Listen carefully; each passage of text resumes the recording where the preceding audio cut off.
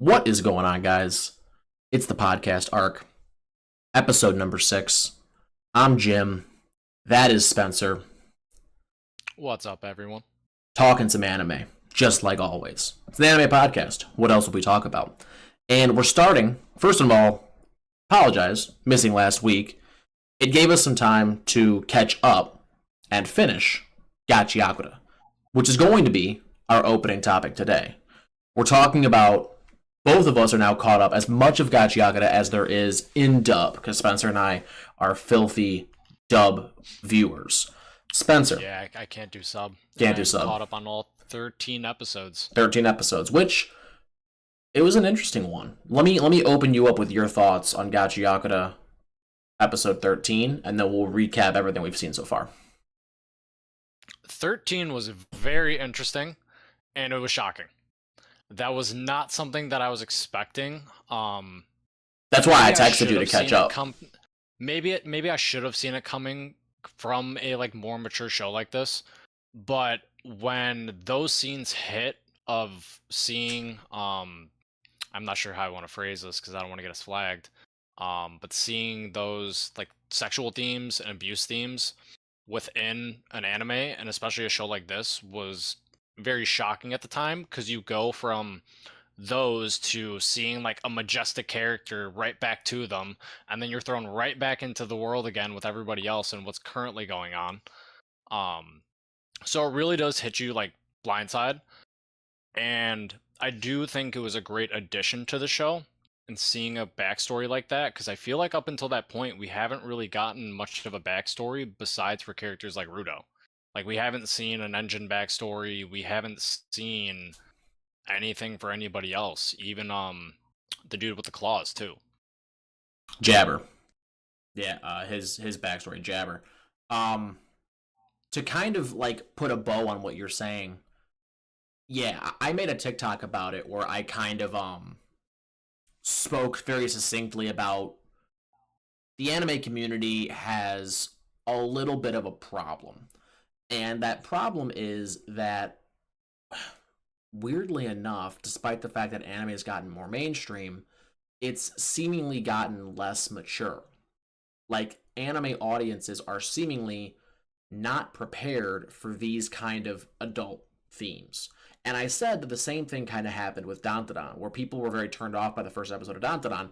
And the point that I was making was people were saying that Dandadan's first episode was fan service. And I was like, if you watched the first episode of Dandadan and you thought fan service, let's check your hard drive, because that's an insane take. On you.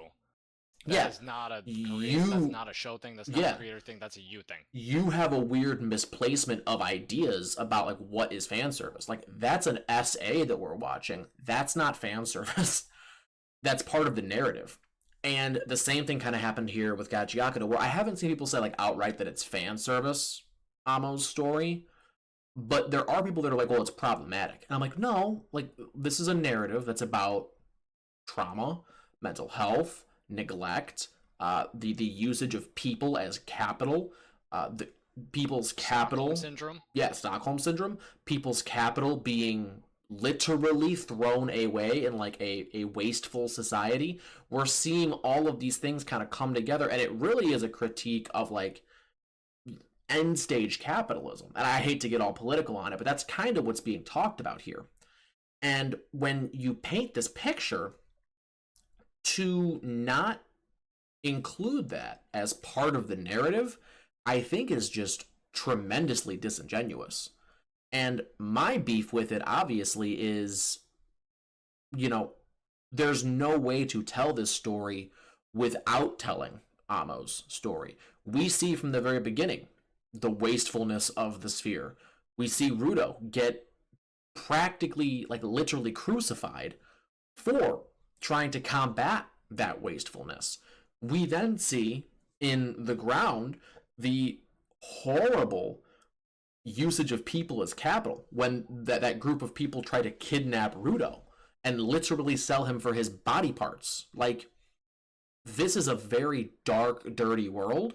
And themes like that of human exploitation are a necessity. So to Especially avoid for a show like this. Yeah. So to avoid what is definitively the biggest and most horrific usage of a human being in an exploitative way, SA, specifically child SA, would be like it would be disingenuous. You wouldn't be telling a full, complete human narrative. And so to the people that are like, oh, it made me uncomfortable, it's supposed to make you uncomfortable. It's supposed to. That it was made me uncomfortable. Yeah, that was supposed to be a viscerally uncomfortable moment, and it succeeded at that. So to say like, oh, I dropped the show, or oh, it's weird. Yeah, man, like this is a dark narrative for a reason. Anything less would be bad. And so I'm not gonna say I loved it, because obviously I'm not like thrilled that had to happen on screen, but I'm happy they didn't back down. Yeah. I'm happy that they didn't back down, and I'm happy that like the show is a bit darker than most other things. And it's kind of, I don't want to say more real, but with it touching on like more mature subject matter, it does feel more real than like something like Dragon Ball, which obviously is as far out as, or as close to far out somewhat. But I think comparing this to like JJK, or I think these two properties are like the most mature anime properties.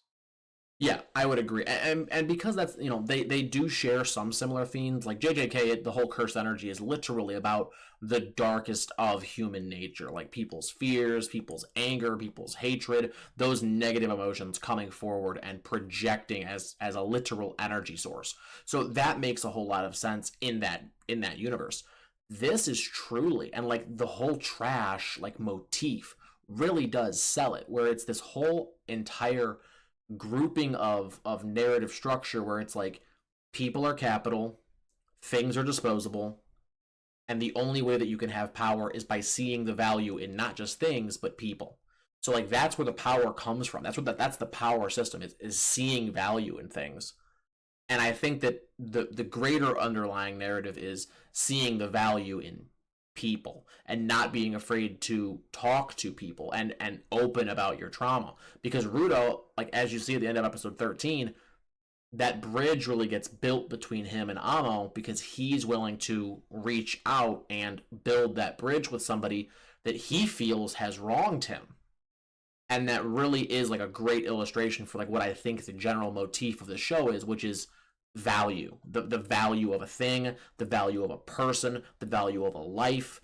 It's a really cool overarching theme that I personally haven't seen too much in anime. Like One Piece, you see it a lot because One Piece's whole thing is about like the government and exploitation and humans being utilized kind of as a capital source, where the people are kept at the bottom to allow for the top to have what they have. Like that's obviously a big theme in One Piece, but that is the theme in Gachiakuta.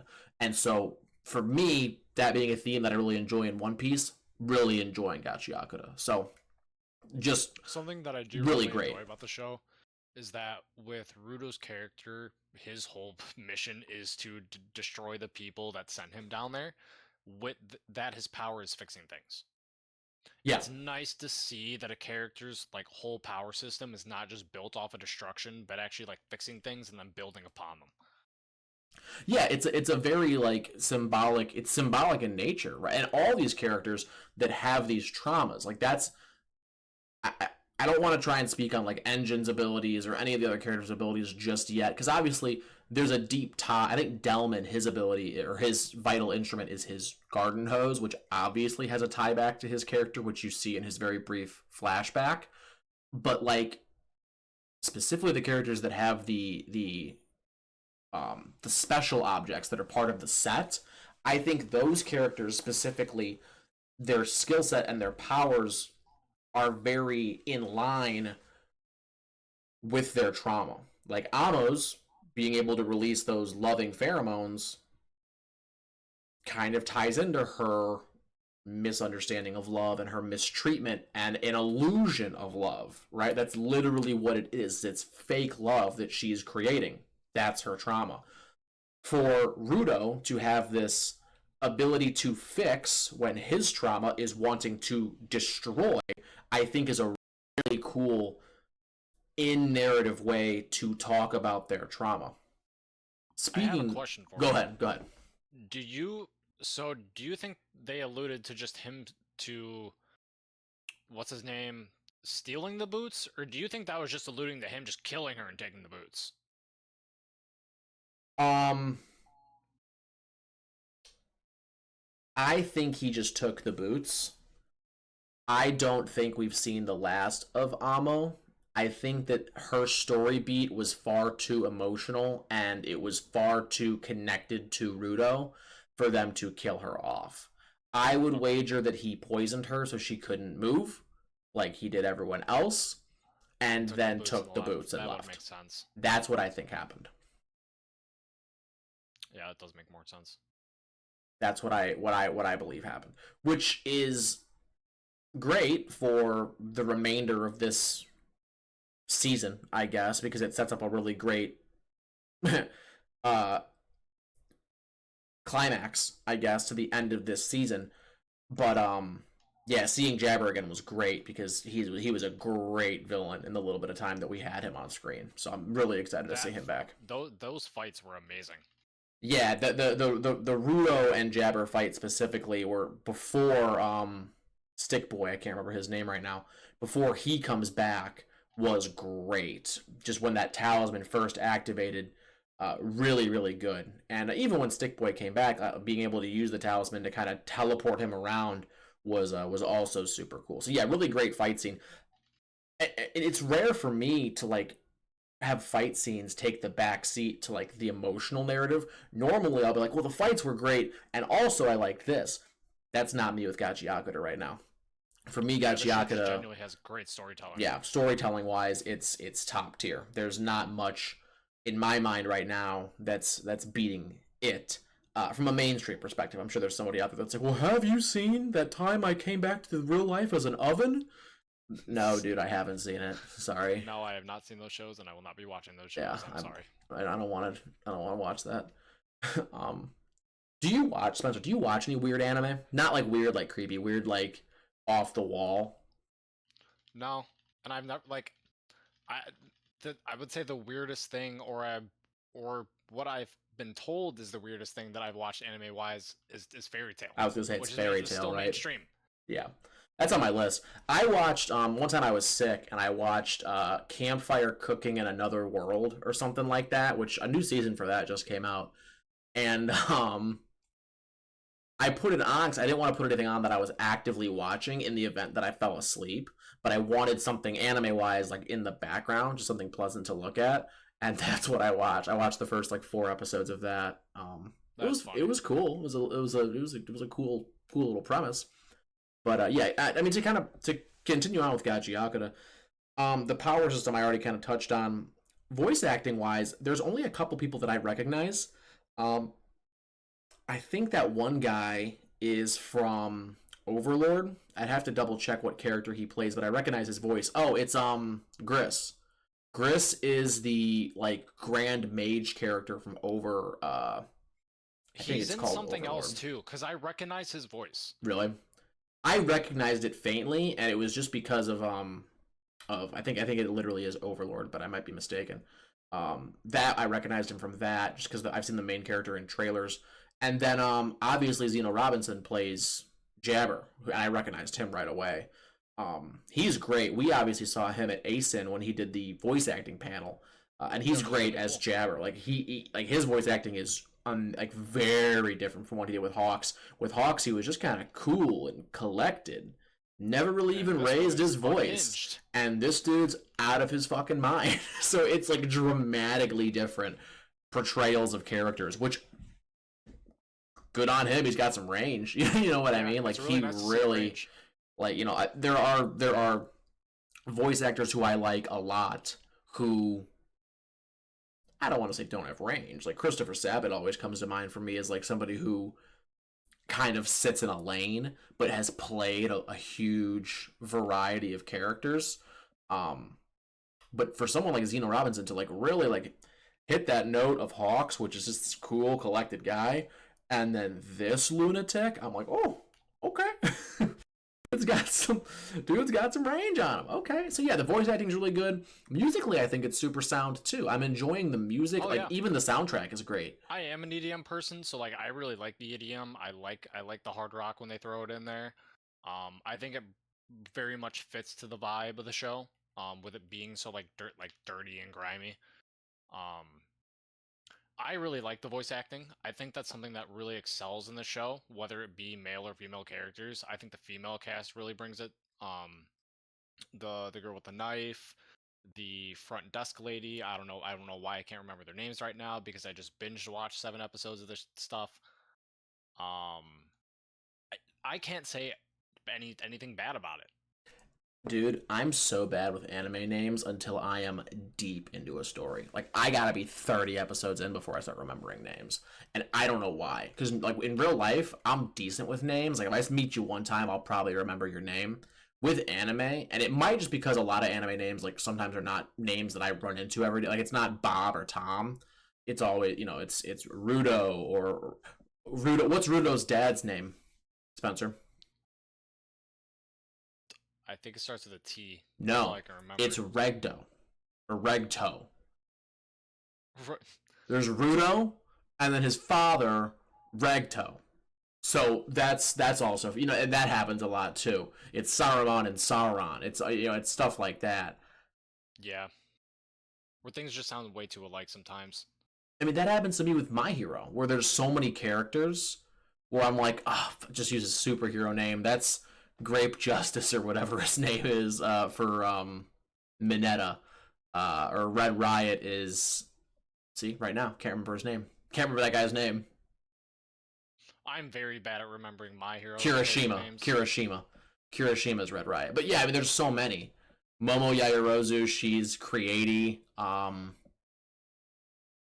Ida is Ingenium. Like, but there's so many characters that I'm like, man. I think sometimes there are too many characters in My Hero to remember all the names. Class 1A, I think, is what, like 15 people? Yeah. Compile that with like the 6 or 7 like relevant characters from Class B, add all the villains, add all of the like side characters, all the pros. The good news is the pros all pretty much use their hero names, like Best Genus, like that's easy to remember. Sir Night Eye, All Might, like Mountain Lady, that's all pretty easy to remember. Speaking of which, I don't know if you saw My Hero Season 8 dub comes out Saturday. I think I may or may not have seen some clips from this episode by accident. Well, I'm manga current, so for me there's no spoilers. You're manga caught up. But yeah, I mean, dude, it's about to be so sick. I'm very excited for the end of this story, and I'm hoping that they adapt the epilogue really well, because for me that's like one of the better endings in an anime manga story lately is the ending to My Hero Academia. And if they hit that right, I really think there's a good chance that we at least get a movie with the no spoilers, with the follow-up to the epilogue. I think that'd be super, super cool. Yeah, I really need to catch up on it. The same animation studio is making My Hero and Gachi, right? Yeah, it's Bones. It's different divisions of Bones, but they're both Bones. And Bones just picked up another thing, which is an original anime. I think it's anime only. I don't think there's an accompanying manga made by the lady that wrote Full Metal, whose name it starts with an H. I'm blanking on right now. But the lady that wrote Full Metal, a whole original anime Bones is doing with her, which I'm very excited for. Very excited, because she is amazing. One of the best writers in mangaka, like the whole thing, like period. She's one of the best. And artistically, she was great too. Like if you go look at the actual manga art, I never read Full Metal. I only watched it because Brotherhood's super like accurate to the manga. But artistically, she was great too. So that'll be cool. Oh, in other new content news, Spencer and I have agreed, and we've struggled with this throughout the beginning of the podcast, where it's like, what are we going to watch/read together? Where it's like, he's watching this, I'm watching that, like I'm watching Full Metal, he's watching, whatever, and at one point he was like, well, I'll start One Piece. And I'm like, dude, if you start One Piece, we're never going to talk about anything but One Piece. Like, we never would, because it's just so much you'll content. never catch up. And when we finally catch up, it'll be over, hopefully. And we might as well have a One Piece podcast. That's what we'll have. So the conclusion that I have came to with One Piece is that I am going to wait until the One Piece comes out, and then I will watch that show, and or maybe if I get the free time of after like reading and watching what I need to or want to of Bleach, maybe I'll start from like post time skip onward to catch up until it ends. I know you keep saying that. Yeah, I know you keep saying that, and I know that even Oda's like, yeah, that's about where you can start. You'd be missing so much good stuff. There's so much good stuff pre-time skip. A lot of people are like, yeah, pre-time skip is better One Piece. A lot of people believe that. And I don't believe it personally. Like, I think post-time skip is just as good, but there is a lot about pre-time skip that is better. And so it's like, I really would hate for you to miss out on things. Like, for me, especially, even... Post-time skip is post-Marine Forward, correct? Yes, so there's... You obviously have a relative understanding. I'll paint it for you. Sabaody Archipelago happens, and Luffy punches one of the Celestial Dragons. The Marines attack. They are not able to fight back against the Marines because the Pacifistas also come. The Pacifistas are clones of Bartholomew Kuma, who is the big panda character. You know him. Okay. Yeah. The real Kuma then shows up and is like, hey, Straw Hat, like, this is it, my guy. And he uses the pawpaw fruit, which is his power, to send all of the Straw Hats away. And in the moment, you're like, man, Kuma's a dick. like, why would he do that? But he's saving the Straw Hats and sending them where they need to go to get stronger. So, like, everyone ends up somewhere that's relevant to them. For instance, Zoro ends up in Mihawk's castle. So that's where he goes. For training, yeah. Yes. That I think you have told me before. Luffy ends up on the Amazonian island with Boa Hancock and the Amazons. From there, he goes to Impel Down and then Marine Ford. So there are 3 arcs, Amazon Lily, I think it's called, Impel Down, and Marine Ford, in which none of the characters other than Luffy are present. No other Straw Hats are there. It is hundreds of chapters. Then Marine Ford happens. Obviously, you know what happens at Marine Ford. There's then a small arc called Post Marine Ford, and then the time skip. So when I say, like, several of the best arcs in One Piece are pre-time skip, Marine Ford, Impel Down, Ina's Lobby, Water 7, like, there is a lot of very, very good content. And here, I'd even say this, like, I don't think you'd be out of pocket for if you're like, hey, I can't watch it all.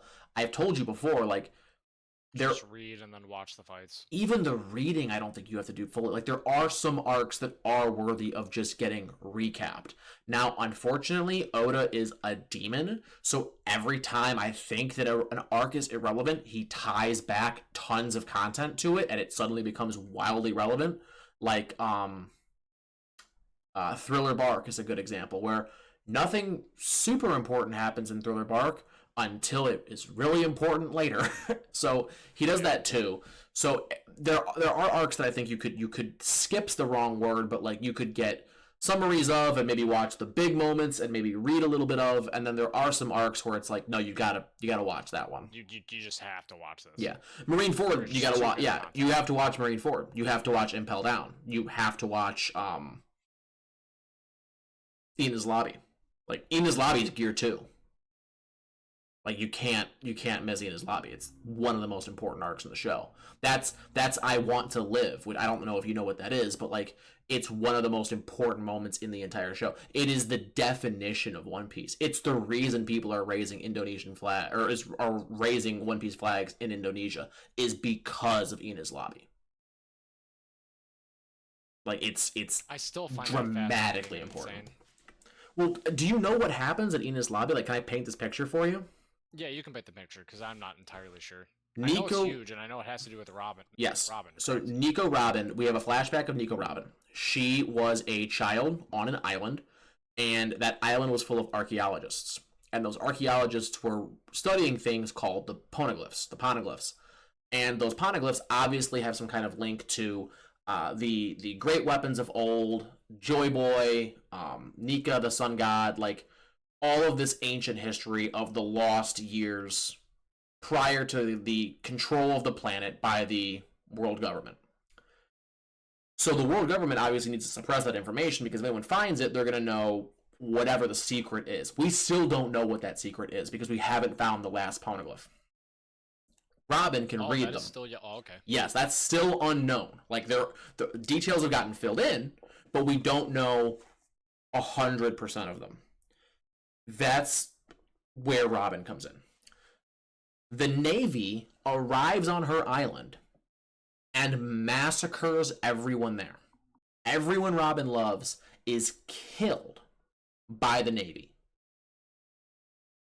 Robin escapes and becomes the criminal that she is. She is a wanted criminal for the rest of her life by the Navy. What ends up happening is she obviously joins Crocodile, and that's to kind of like give herself safety because Crocodile's the only person insane enough to take her into his group. When Crocodile falls, she joins Luffy's crew. What ends up happening is she gets kidnapped by the world government again.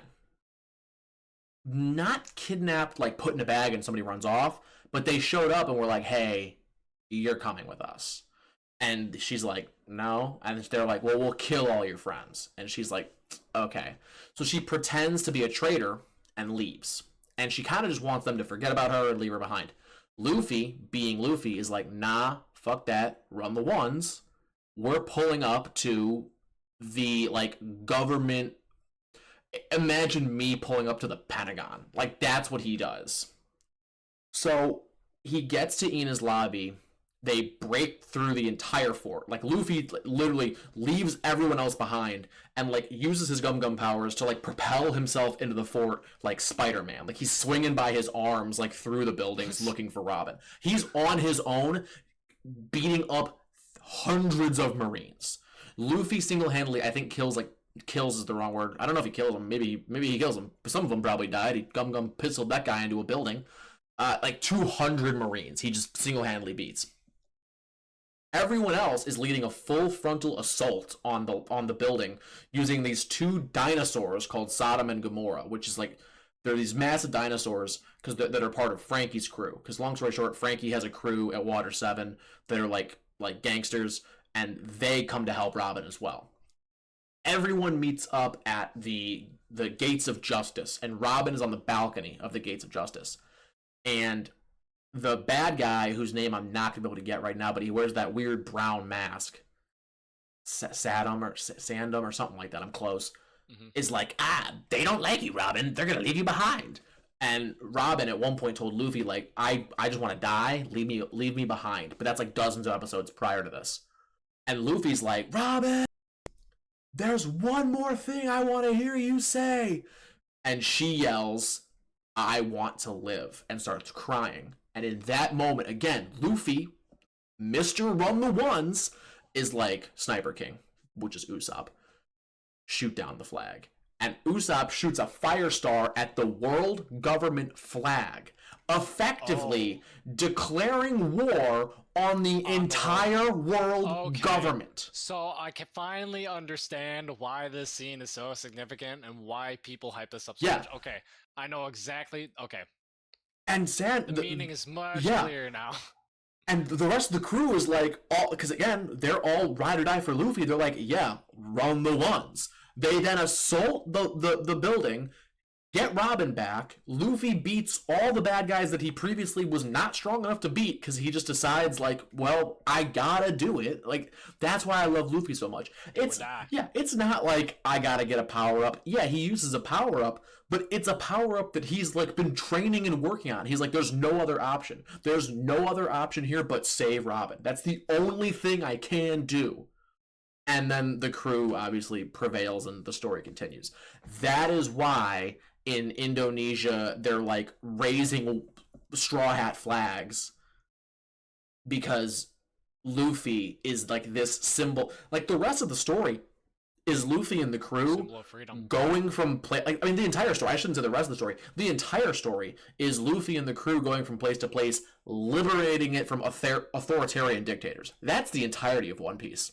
From Syrup Village to Thriller Bark to Ina's Lobby to Wano. It's literally Whole Cake Island. It's all of them. Every single arc is them pulling up and being like, that guy's kind of not being cool. Better beat his ass and free all the people of this country. That's how Luffy builds his fleet. So you don't know this either, but Luffy has a fleet by like mid-game. Luffy has shooters that are on other ships for him. Like he has a whole, like Whitebeard did, like that's why he's a warlord. You know that obviously as well. But like, when does that, not to like go spoiler, when exactly does he become a warlord? Technically that's after Wano because they beat Big Mom and Kaido. But he effectively is a major player on the board right after Fishman Island. And this is funny. Big Mom basically is in control of it. Like it's like gang territory. So she has Fishman Island. So she calls Fishman Island and is like, hey, I'm coming for my candy shipment. Like, have it ready. Like protection money, essentially, like in the Italian mob. And who answers the phone? It's Luffy. And he's like, no. I'm taking all the sweets. And she's like, do you know who I am? He's like, I don't care who the fuck you are. He's like, Fishman Island's under my protection now. And like hangs up. Like that is the greater One Piece's world reintroduction, I should say, to Straw Hat Luffy. Imagine they're gone for 2 years, and then that's the very next thing that happens. The very next thing that happens is Luffy liberates Fishman Island, and then tells Big Mom, one of the 4 warlords of the sea, like, nah, this is my territory now. That's what happens. So, I mean, when I say everything's important, you can't miss anything. Like, and I know that I just spoiled 2 huge arcs for you, but like, it's worth watching. Even though I'm spoiling things, I know you don't care about spoilers, and if our audience is listening at this point, they don't care about spoilers. But man, it's so good. It's so good. And it's so hard not to watch it when I hear this stuff and I hear about how good it is. Especially when I send you edits. Yeah, you start sending me edits of Gear 5 update or Gear 5 edits. Like, man, you're pulling on the heartstrings. Yeah, that was one of my favorite edits of all time. It's those basement yard dudes, and they're doing some kind of like trivia show, and the guy's like, sing a song that starts with star.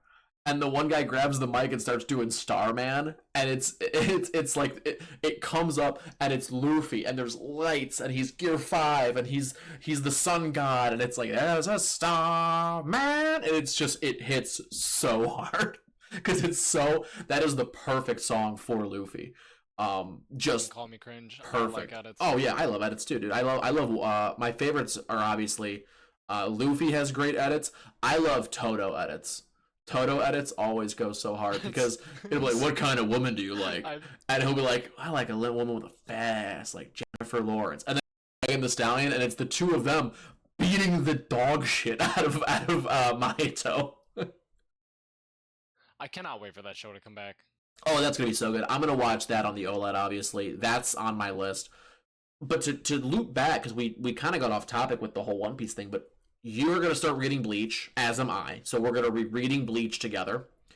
We're going to be watching Gachiakuta together. And you're going to catch up on My Hero. And that'll be one of the other topics that we'll talk about a lot. Another thing that you should get caught up on and then start reading weekly. It's easier to read things weekly than to know you have 600 chapters of something to read. You need to catch up on Dantaran because... Which I'm going to. He literally he is cooking on a Gordon Ramsay level. He is chefing to a degree that is putting other mangaka to shame. This dude is on fire. He did something that I was like, wow, I'm not sure this is going to pay off. Within 2 chapters, I'm like, this is the greatest love story I've ever read in my life.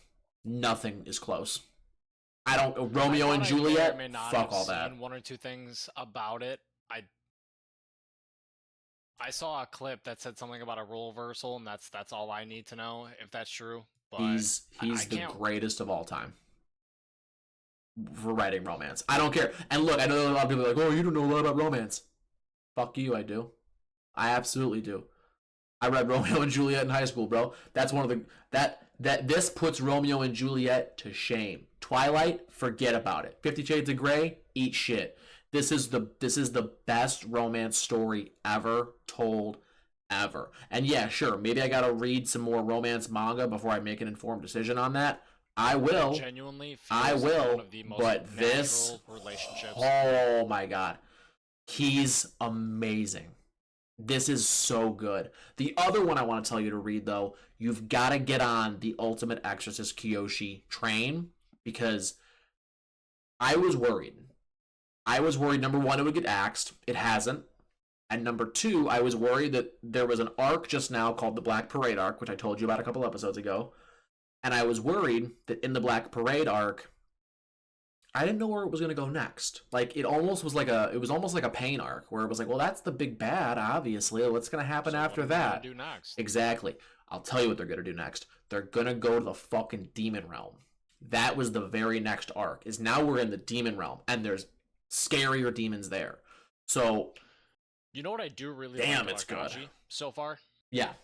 We haven't had any time at all, really, with the big bad yet. Nope, haven't even seen him.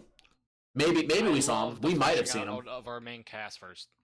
Yeah, I'm enjoying that as well. I don't like when they do that, where like they very obviously and early reveal who our villain is. But I also don't like when they do the villain step stool. I don't like that either, where it's like, and listen, I'm Naruto's biggest hater.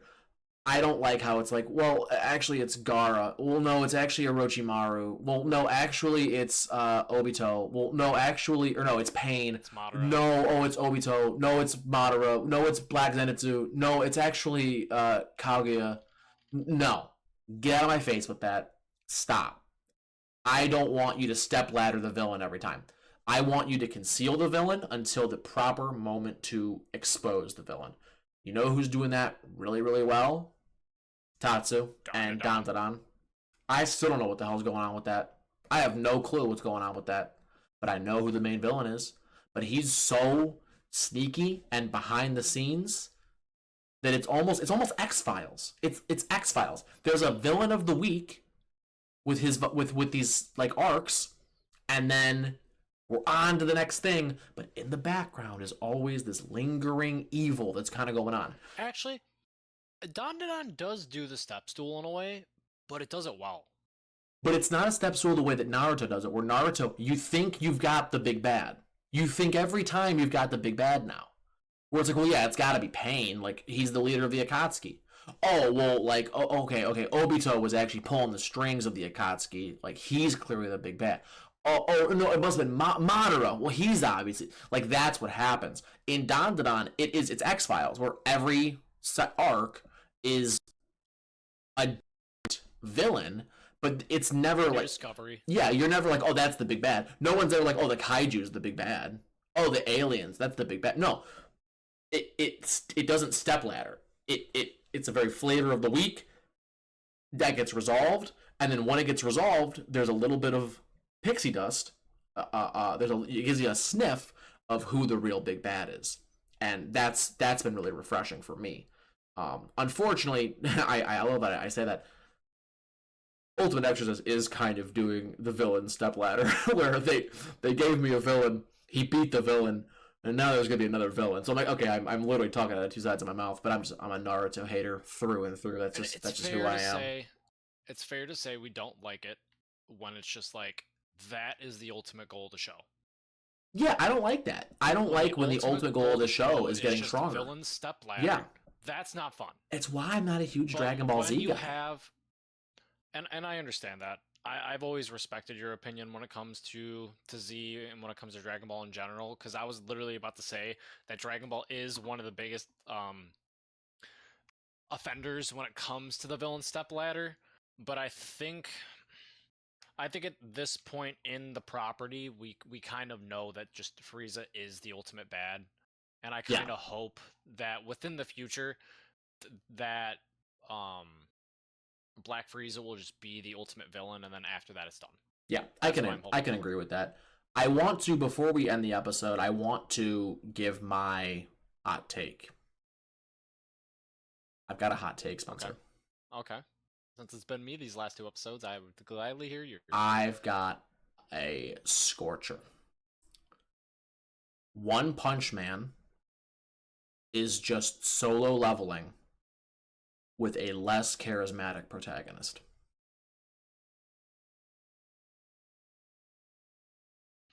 That's a hot take. Why? Tell me why, and then I'll tell you why I think that.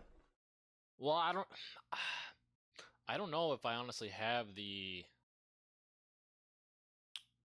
knowledge on One Punch Man to call that a hot take or not. Listen to me. Listen to me good. One Punch Man is 100%. I'll say this.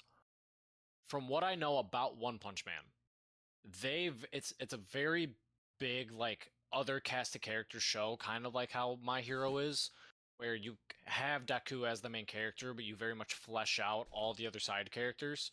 Because how I believe One Punch Man works is, like, obviously he's the main character, but then you have, like, a league of heroes that he, like, fights alongside, and you do learn and incorporate them a lot in. Here's my problem with that.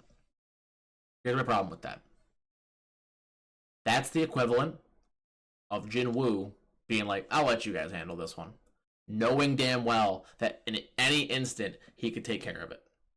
And that's why he doesn't do that. That's why he shows up and fixes things constantly. I think they have tiered characters for certain things. They do. But again, here's my problem with it.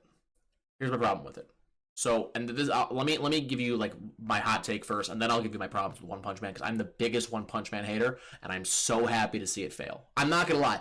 There are people. We need to simulcast this show just so we can get some true opinions on it. I would like to. I'm not watching it. I've read the entire story. Like, I've read the plot. I've had ChatGPT explain everything to me. Like, I'm not dedicating an iota of my time to that garbage. That is the most unentertaining, weak narrative, weak characters, weak setting, milquetoast, least creative story anyone has ever written. I could literally, in my bathroom before I'll do it. I'll come up with a premise and a universe for the next show better than One Punch Man. I'm not even kidding. It is so dog shit. And anyone that wants to argue that it's some, like, great thing genuinely is the kind of person. It's the kind of person that thinks that Solo Leveling should have beaten Dandadan for Anime of the Year last year. It is all hype moments and aura. That is all that fucking story is. There is not a single redeeming quality about One Punch Man. And let me tee off here and talk about, like, my comparison to Solo Leveling. At least with Solo Leveling, the animation is great the whole time. At least with Solo Leveling, the premise is amazing. We have this weird interface that shows up out of nowhere, this matrix that we don't understand. This one character is able to level up, and there's no explanation for it, and there's a great mystery there. And spoiler alert, his father's involved somehow, and all these other things are happening. At least with Solo Leveling, there is a mystery and a plot, and there is narrative there. There is something there. It's not a good one, but at least it's there.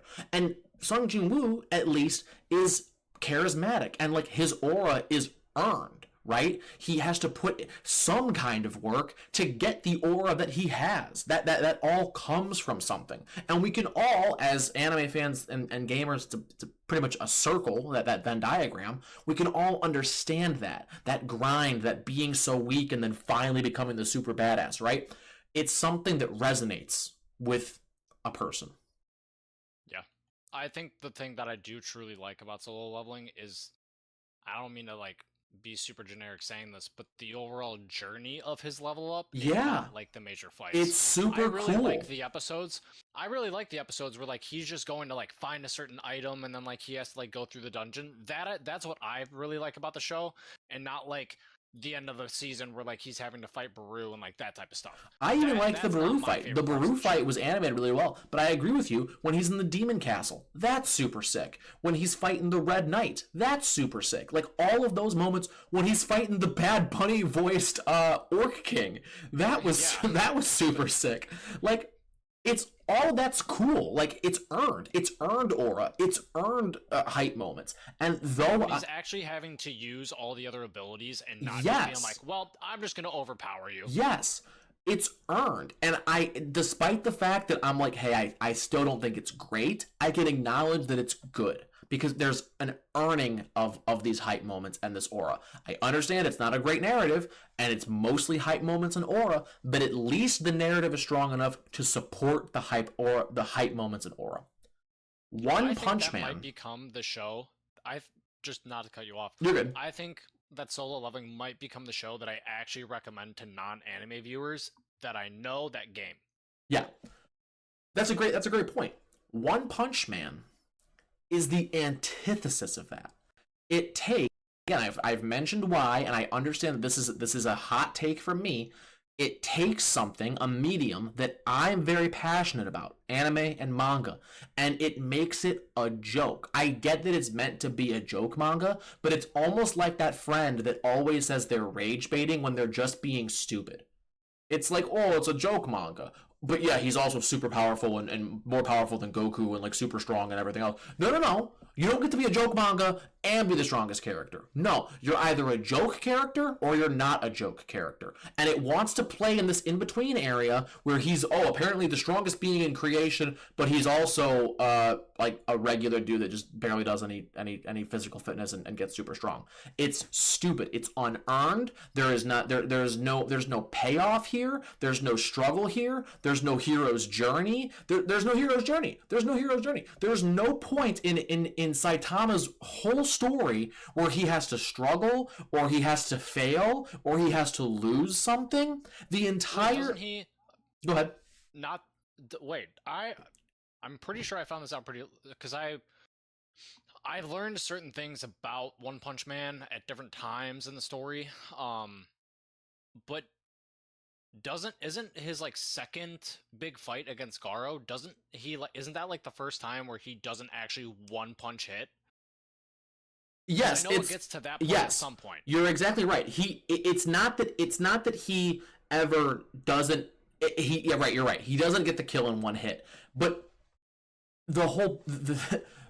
hear how insane that is. That we're quantifying a loss as, well, yeah, he wasn't able to one-shot the primary villain. What? That's the loss condition? Is that he's not able to, like, that would be like me going to the local preschool and I can't one-shot like a 3-year-old. Like that's unearned. The whole narrative structure is that he is unbeatable and he can beat everyone in one punch, and then you subvert that expectation by making him suddenly Two Punch Man, and it's not earned though, because none of the previous fights have any earned potential, right? It would make sense as if there was a gradual gain in his power level over time, and the end of the fights were always settled with one punch, right? And he was like, oh, one final punch, and like had some kind of special move, and that's why he was called One Punch Man. But the fights were drawn out, and there was an earned payoff. The harsh reality is he has no arc, fights this final villain, struggles a little bit, but still wins. Well, it isn't over yet. It's still running. I know, but my thing is like that's such a cop out. That's such a cop out. That's the biggest possible cop out ever.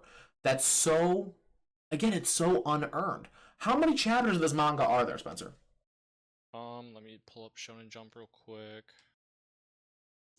Because I mean, how long do we need? Oh, Jim, it only has as many chapters as like Dandadan does. Spencer, 220 chapters! 220 chapters! And he's just now getting to a fight that he can't win instantly? That's insane! Well, no, that's like 100 chapters ago.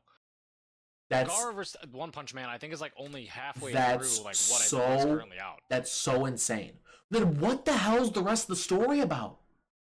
Flushing out like Bang and like all the other side characters. No, I know, and again, I've had ChatGPT give me like the full. Hey, tell me like the big bullet points of every arc of One Punch Man.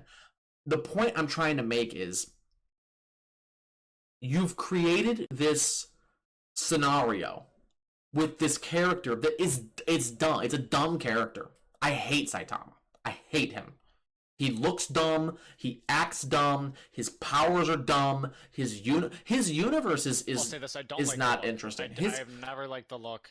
Well, because Spencer, it's a joke character. He's not supposed to really be strong. Yeah, you see where I'm going with this? Like they want it both. They want it both ways. They want to be able to talk out of two sides of their mouth. Where he's a joke character, and you know what? The truth is, here's the reality that I'm probably just not picking up on. One Punch Man's probably just rage bait, and I'm falling for it. Like that. What it is. He wanted to create something that would piss off people that care. Yeah. He wanted to create a character that would piss off people that actually give a fuck about the medium. But I just and sure, his art's spectacular. I'm not taking that away from the guy. The art's genuinely amazing. But now here we are with this animation studio. I remember it was 2018. I was at a frisbee tournament in Fair Oaks, Indiana. I was listening to Painkiller already. Yeah, I was listening to Painkiller already. And Kyle was like, I'm watching this anime called One Punch Man. Super cool. Like, really great. It's 2025. Kyle went to prison, got out of prison, went on probation, and got off of probation in the time between season 2 and season 3. That's how much time has passed. Kyle's a host on Painkiller already, for those of you that are uninitiated. Why this took such a long time. Because this is a garbage story that I don't know who's watching this. What are the numbers like on this? Who's watching this show? I think the creator must have gone on hiatus with the manga for a while, because if One Punch Man only has 212 chapters and Dandadan has 213, and Dandadan's only existed within the last couple years, and One Punch Man Season 2 came out in 2018, it must... I don't know what the release schedule's like for this then. Yeah. Garbage. And I'm glad their fans are suffering. And I hope that none of my favorite things ever go wrong like this, because that would make me very sad. But I'm glad that One Punch Man is finally being exposed for a fraud. Because here's what everyone's saying, right? Oh, they're calling it One Frame Man. Oh, so you're admitting that the only reason you were watching this is because the animation was super sick? Yeah. Joke's on me.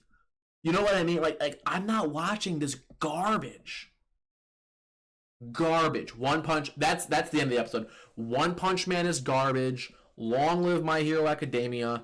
Dandadan bangs. And go watch One Piece. Spencer, you got any outros? Tee off, dude. Tee off. Go. Gachi felt like a just dark My Hero at portions. Like the animation was so similar at times that I was like, wow, this kind of feels like My Hero. It does. It has a lot of overlap in terms of vibe, and that's just Studio Bones doing the Studio Bones thing. Even Full Metal. I love their impact frames too. Oh yeah. If you go, their impact frames are so good. If you go watch Full Metal, you'll feel similarly, where it's like, oh, this is the My Hero fingerprints are all over it. It's vice versa, obviously. Obviously, it's Full Metal's fingerprints are on My Hero, but you'll feel very similarly if you go watch Full Metal, which you should. It's only 60 something episodes. You could have that wrapped up before Christmas. But we have so much else. That might be what I ask you to watch after we finish the Gachiakuta, because Gachiakuta is doing pretty much simuldub, where episode releases and the previous episode gets dubbed.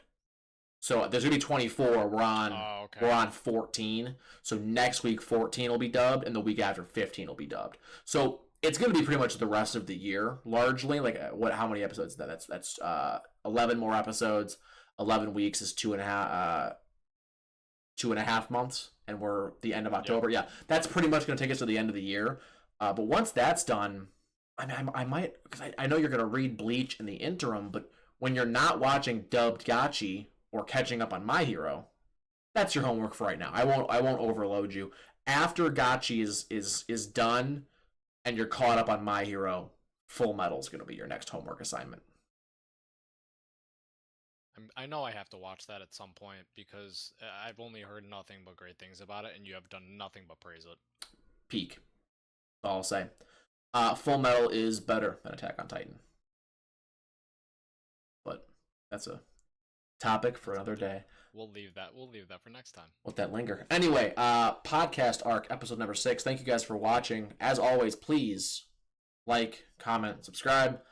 Follow me on TikTok, JimCredible14. I do a ton of anime content on there, daily uploads, calling out idiots, replying to comments, all kinds of stuff, doing anime filters, the whole 9 yards. Tons of great content over there. Go follow me there.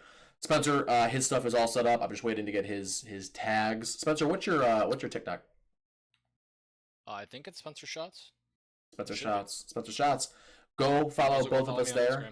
Instagram as well. Spencer's on there, and we'll be doing some more content there, as well as obviously improving the podcast as we go. The reason, again, like I mentioned, was some audio issues. I think we worked all those audio issues out for this episode. Hopefully this recording is not absolutely chopped and screwed, because I don't want to wait another week in between episodes. But yeah, that is episode 6. We now have a lost episode that the fans will not ever be able to see. Which we really only talked like the first 3 episodes of Gachiakuta, so I'm happy that we were able to like catch up on the show before doing this. But yeah, there is now a lost episode, so that'll be I almost went way off the deep end there. Podcast arc, episode number 6. Later, guys. Later.